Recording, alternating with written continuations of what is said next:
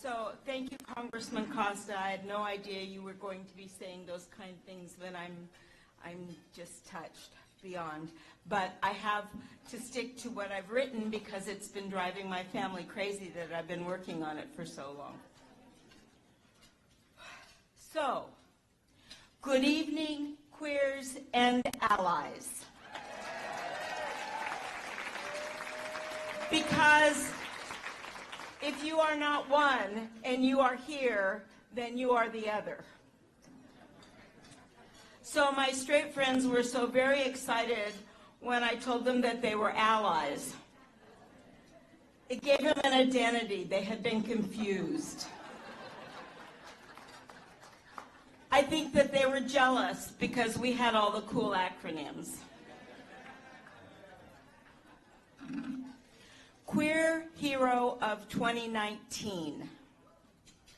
I'm not even sure what that means, but thank you. I want to thank my life partner, Marilyn, my daughter, Sarah, who's here tonight. Kaylin is in Boston, so not able to be here. I want to thank all of my dear friends and my family of choice for being with us this evening. I want to thank Common Space, Justin and Matt, for having the vision to create this wonderful event, and I agree, Matt, it needs to continue.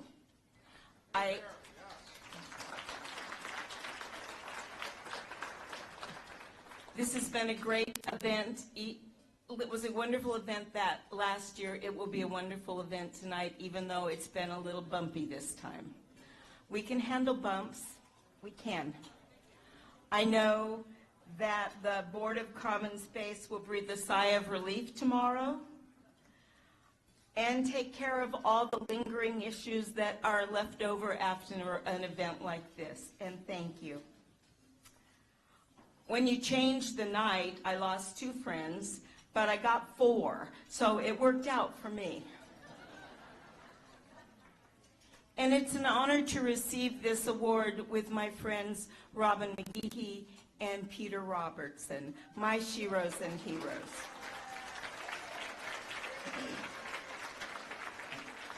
So, Queer Hero. I'm pretty sure when Irene and Kenneth brought home baby Marsha, they never imagined that I would be the queer hero this day. But I can tell you that if they were still with us, they would be at that table rooting us on. And I am fortunate, not all families were like that. And queer is not a word that's always had positive connotations. And I know that it makes some of the people in this room, hi Pat, some of the people in this room uncomfortable. Because it used to be a derogative term that would be used oftentimes in anger and laced with curse words and thrown at us. And many of you in this room, I know, are still not comfortable with that term. But I'm embracing it. I think that as we embrace the words gay and lesbian from homosexual, that was a move up. Y'all don't remember that, but that was a step up to be homosexual and not queer. And then we became gay and lesbian, and it's just kind of an evolution. And it's fine that we take it all in. It's part of the growth of the movement. So one of the concerns among my closest friends was, what was I going to wear? Emcee wanted me to wear a superhero costume, at minimum a cape. Nancy wanted me to wear a tiara, but I figured there was tiara competition among all the queens here tonight. I should not try to do that.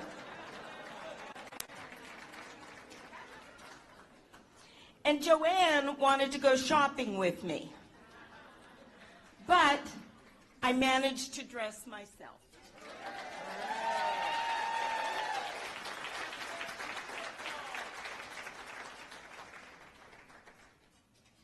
And for those of you who have no idea who I am, or why I'm receiving this award, and are wondering what is her superpower, I'm going to tell you. My superpower is a relentless commitment to equality for women and the LGBT community through political activism. That is my superpower.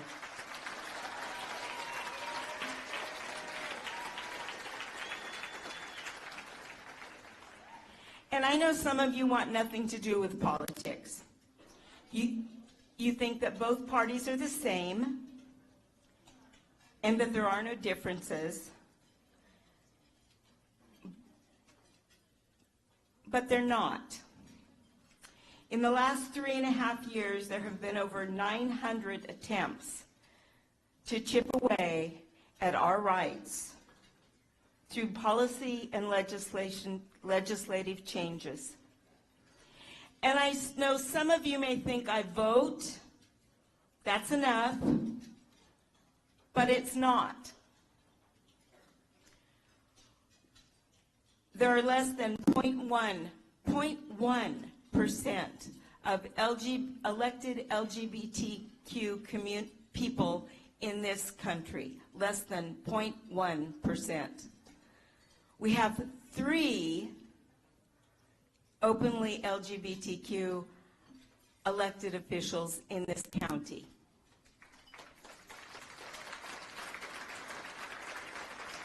There are no women on the Fresno County Board of Supervisors. There's 1 woman on the Fresno City Council, and there are no women running for those seats this election cycle. And I think that's shameful. We need to run for office, we need to be elected, and we need to represent our communities.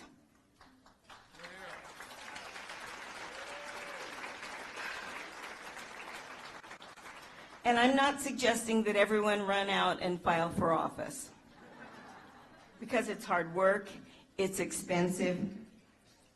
Being the best candidate does not always mean you will be elected, and you need a plan. You may even fail the first time, or maybe even the second time. I say let's find a race that fits, develop a plan, and elect more women and more LGBTQ people to our community.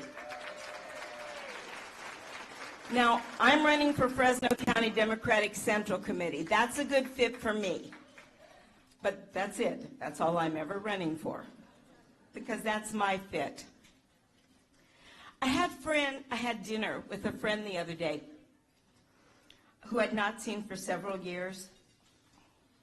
She's straight, she's white, she's Republican, she's a successful businesswoman, and she's about my age. She said to me,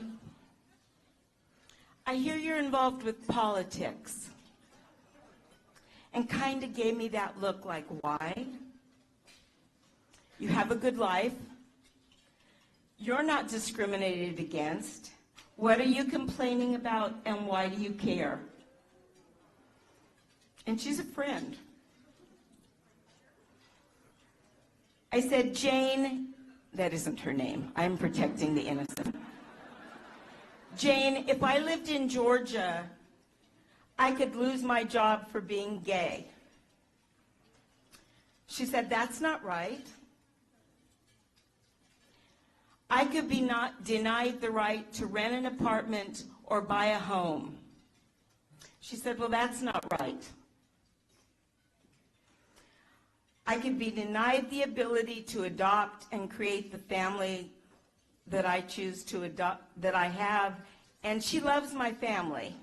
And so she said, "That's not right." And I said, "No, it's not right, and that's why I'm involved in politics. As long as any of us can be discriminated against, our work is not done. We're very fortunate in California. In 27 states, LGBTQ people can lose their jobs, be denied housing, be discriminated against in employment, all because of religion.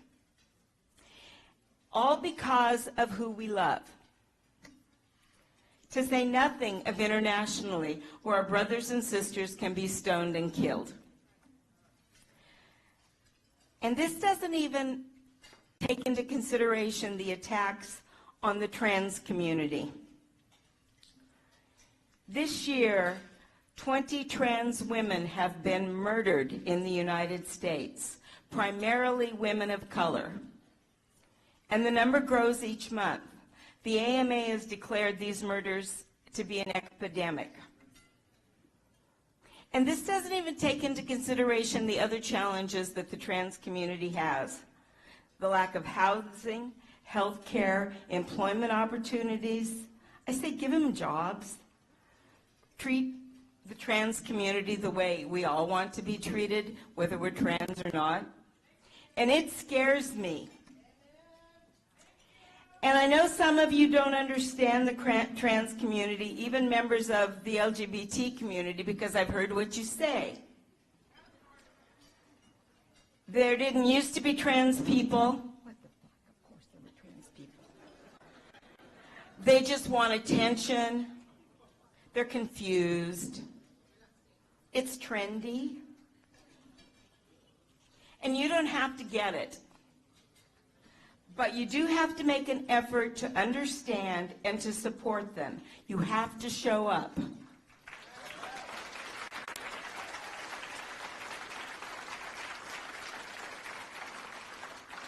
Our LGBTQ youth and trans youth are at higher risk of suicide than any other group.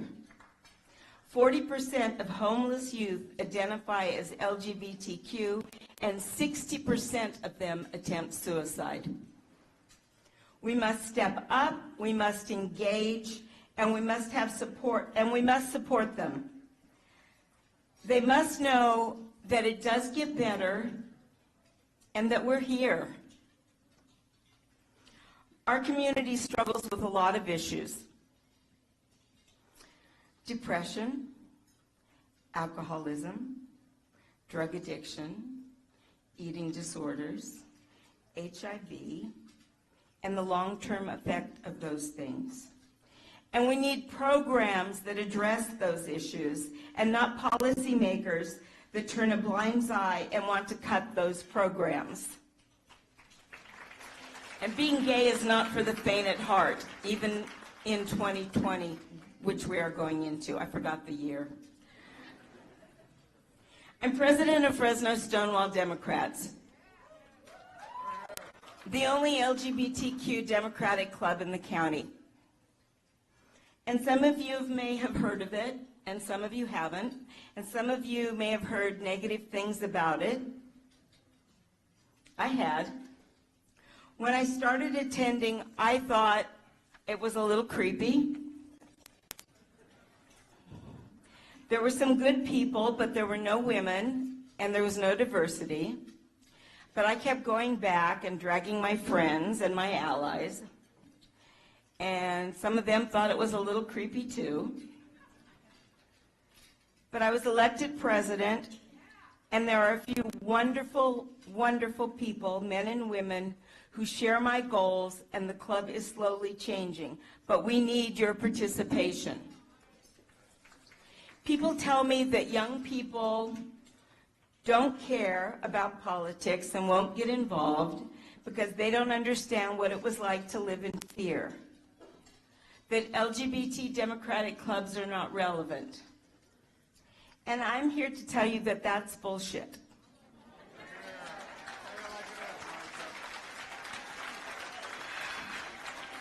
Because as long as millions of LGBTQ citizens in this country live and continue to be denied their rights, we are in crisis. When the Supreme Court is currently hearing a bill that would allow employment discrimination based on religion, When a North Carolina legislator introduces a bill to deny us our right to marry, when a state legislator calls Pete Buttigieg Pete Buttplug, we are in crisis. As long as you can get married on Friday, post your video on Saturday, and get fired on Sunday in most of this country, this fight is not over.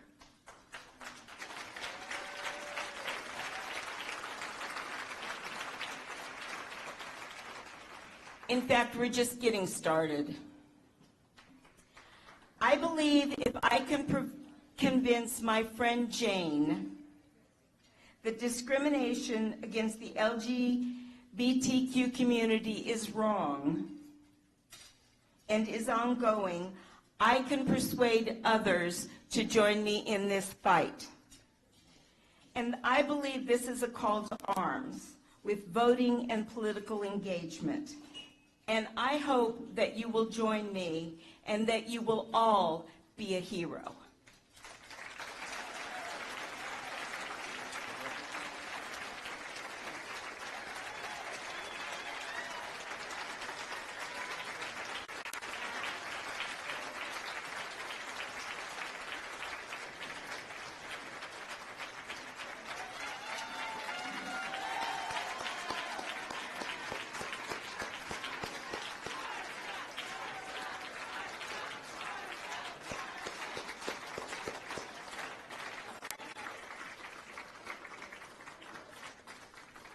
A very deserving award and a very deserving standing ovation for Marsha.